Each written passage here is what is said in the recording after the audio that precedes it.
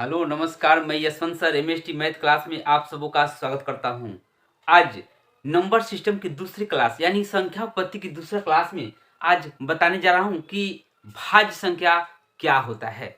यानी कहने का मतलब भाज्य संख्या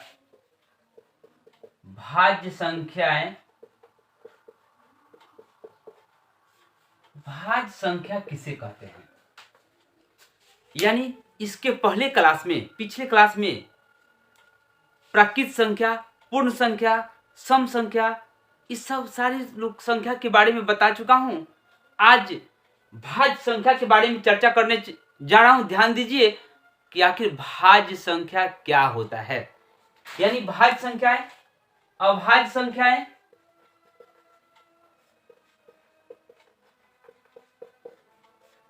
देखिए भाज्य संख्या वैसी संख्याएं जिसके गुणनखंड की संख्या केवल 2 हो।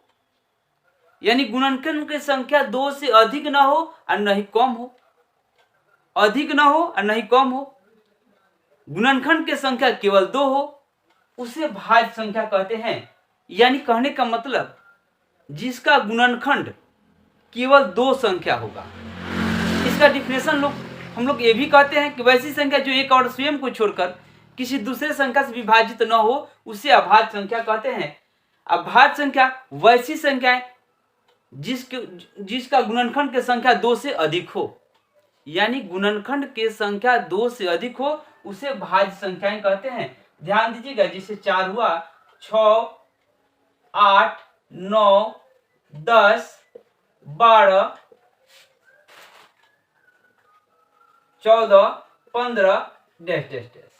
यानी कहने का मतलब जो भी इसमें संख्या है, जैसे इसमें 4 का गुणनखंड क्या होगा, 4 में कौन कौन संख्या से भाग लगेगा।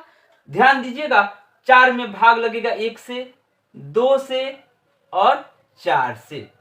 यानी इसका डिफिनेशन हम लोग ये भी बताते हैं कि वैसी संख्या जिसके अपवर्तक की संख्या केवल 2 हो। यानी 4 में कितना संख्या से भाग लगेगा, 1 से, 2 से और 4 से। यानी यह कितना संख्या हो, 1, 2, 3, 2 से अधिक हो गया, यह क्या हो गया, भाज्य संख्या हो गया। यानी संयुक्त संख्या, उसको भी संयुक्त संख्या भी कहा जाता है। क्या कहते हैं, संयुक्त संख्या। ध्यान दीजिए, प्रश्न में कभी कभी आता है कि सबसे छोटी संयुक्त संख्याएं क्या है, सबसे छोटी भाज्य संख्या क्या है। तो हम लोग क्या उत्तर देते हैं कि सबसे छोटी भाज्य संख्याएं 4 है। आगे देखेंगे 6 हम लोग लिखे हैं, तो 6 में कितना संख्या से भाग लगेगा, 1 से, 2 से, 3 से और 6 से। यानी 6 जो है वह भाज्य है। यानी 6 में कितना संख्या, 1, 2, 3, 4 संख्या से भाग लगेगा, यह क्या हुआ, भाज्य हुआ। वहीं पर अगर आपको कोई 7 कहता है तो 7 में देखिए, 7 में कौन संख्या से भाग लगेगा, 1 से और 7 से। इसका गुणनखंड कितना हुआ, 2 हुआ। तो जिसका गुणनखंड की संख्या केवल 2 होगा वह होगा अभाज्य होगा। जिसके गुणनखंड की संख्या 2 से अधिक होगा वह होगा भाज्य संख्याएं, यानी संयुक्त संख्याएं। अभाज्य संख्या क्या होता है, तो अभाज्य संख्या होता है 2 होता है, 3 होता है, 5 होता है, 7, 11, 13, 17 डैश डैश डैश। यानी कहने का मतलब जब हम लोग देखेंगे कि अभाज्य संख्याएं क्या है, तो अभाज्य संख्याएं यानी जिसके गुणनखंड की संख्या केवल 2 हो। तो गुणनखंड यानी 2 में किस संख्या से भाग लगेगा, तो 1 से, 2 से।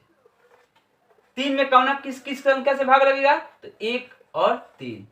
5 में किस संख्या से भाग लगेगा, तो 1, 5। 7 में किस संख्या से लगेगा, तो 1, 7। यानी जिसके गुणनखंड की संख्या केवल 2 हो उसे हम लोग क्या कहते हैं, अभाज्य संख्याएं कहते हैं, यानी प्राइम नंबर। यह कंपोजिट नंबर क्या है, भाज्य संख्या है, संयुक्त संख्या है। अब देखेंगे कि हम लोग इसमें अब जान गए। तो अगर आपसे कोई पूछता है कि सबसे छोटी अभाज्य संख्याएं क्या है, तो सबसे छोटी अभाज्य संख्याएं 2 होती है।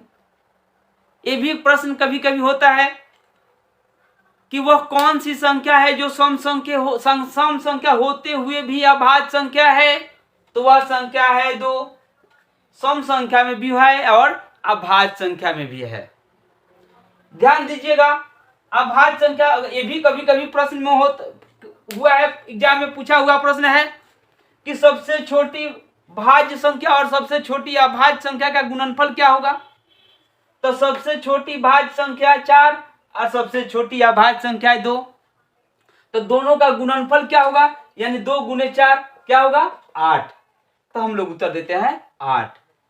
ध्यान दीजिएगा, आगे इसी पर बहुत सारा प्रश्न ये अभी है। जैसे मान लीजिए कि सह अभाज्य, अभाज्य तो हम लोग जान गए, कभी कभी प्रश्न में है कि सह अभाज्य, सह अभाज्य क्या है, सह अभाज्य संख्या क्या है। तो सह अभाज्य संख्या है कि वैसी संख्याएं, वैसी दो संख्याएं जिसका मौसप यानी महत्तम समापवर्तक क्या हो, 1 हो, वह 2 सह अभाज्य संख्या कहलाती है। जैसे यहां 5 7 भी होगा तो सह अभाज्य है, 5 9 भी होगा तो यह सह अभाज्य है। अब इसमें तो भाज्य संख्या है, तो इसे चकराने की बात नहीं है, सोचना नहीं है। ये दोनों संख्या का मौसप क्या है, यानी महत्तम समापवर्तक क्या है, तो महत्तम समापवर्तक 1 है। महत्तम समापवर्तक क्या है, 1 है।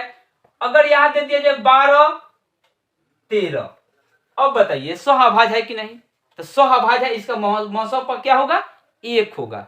इसी तरीका से कहीं आपको 23 और 25 दे दिया जाए, 23 और 25 दे दिया जाए, क्या यह सह अभाज्य है कि नहीं, तो सह अभाज्य है, 23 25 सह अभाज्य है। यानी सह अभाज्य कभी कभी एग्जाम में बहुत बार पूछा हुआ प्रश्न यह है कि 2 सह अभाज्य संख्याओं का मौसा क्या होगा, तो 2 सह अभाज्य, जब सह अभाज्य का नाम हो गया तो समझ लीजिए कि दोनों का HCF 1 होगा। यानी सह अभाज्य का मतलब कोप्राइम, यानी दोनों का HCF क्या होना चाहिए, 1 होना चाहिए, तभी 2 सह अभाज्य कहलाएगा, नहीं तो सह अभाज्य नहीं कहलाएगा। देखिए अगर कहीं 12 और 15 पूछ दिया जाए तो यह सह अभाज्य नहीं है, 12 3 पूछ दिया जाए तो यह सह अभाज्य नहीं है, क्योंकि दोनों का HCF 3 होगा, इसका HCF 3 होगा। यानी क्या होना चाहिए, HCF 1 होना चाहिए, तभी सह अभाज्य कहलाएगा। समझ गए आप लोग। अगर कहीं दिक्कत हो तो बोलिए। 11 13, 11 13 क्या है, 11 13 सह अभाज्य कहा जाएगा। 21 11 क्या होगा, सह अभाज्य कहलाएगा, क्योंकि 21 और 11 का HCF क्या होगा, 21 और 11 का HCF 1 होगा, यानी महत्तम समापवर्तक क्या होगा, 1 होगा, इसलिए क्या होगा, यह सह अभाज्य होगा। अब आगे ध्यान दीजिएगा आप लोग, सह अभाज्य तो आप लोग समझ गए। एक ठो आप लोग बहुत बार नाम सुनने हो कि यमज अभाज्य, भाज्य अभाज्य तो समझ गए, यमज अभाज्य क्या होता है, यमज अभाज्य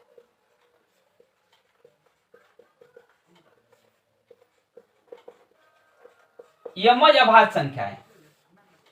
भाज्य संख्या अभाज्य संख्या है तो सभी लोग समझ लिए, लेकिन यमज अभाज्य संख्याएं क्या होता है, तो यमज अभाज्य संख्याएं होता है कि वैसे दो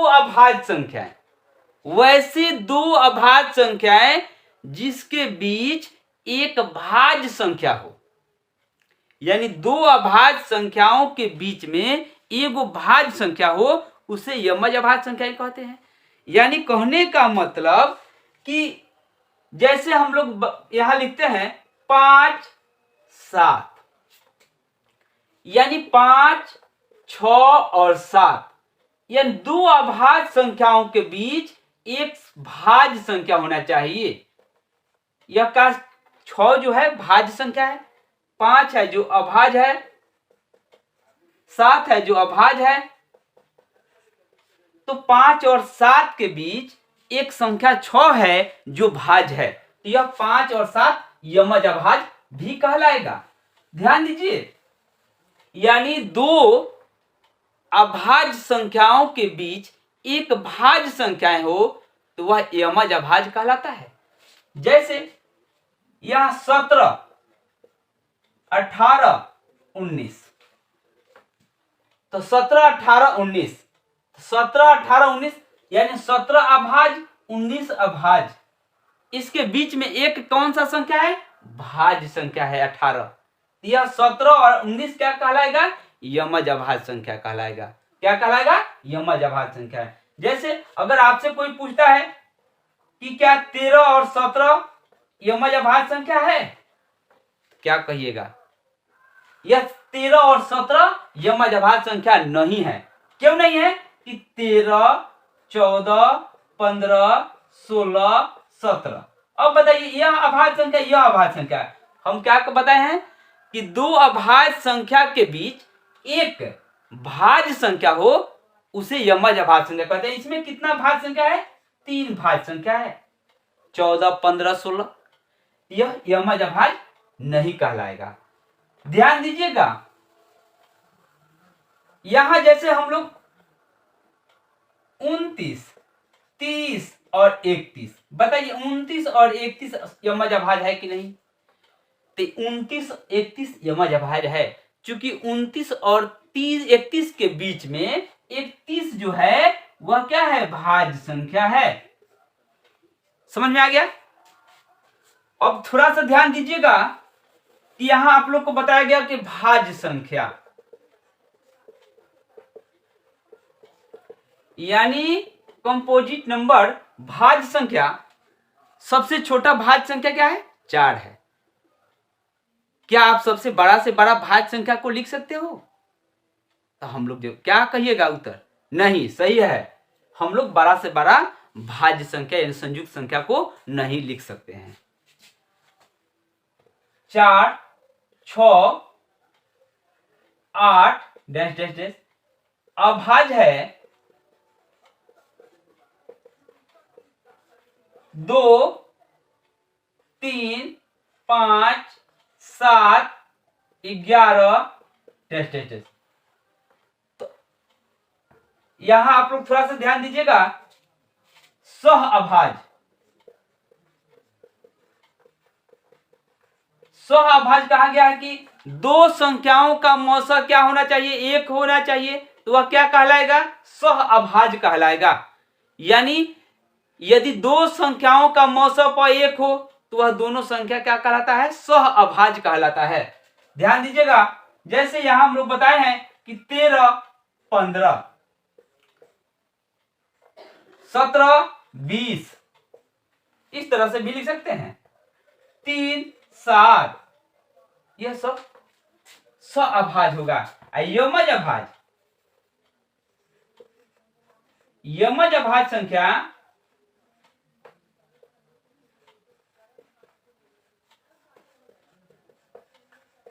यमज अभाज्य संख्या क्या कहलाएगा?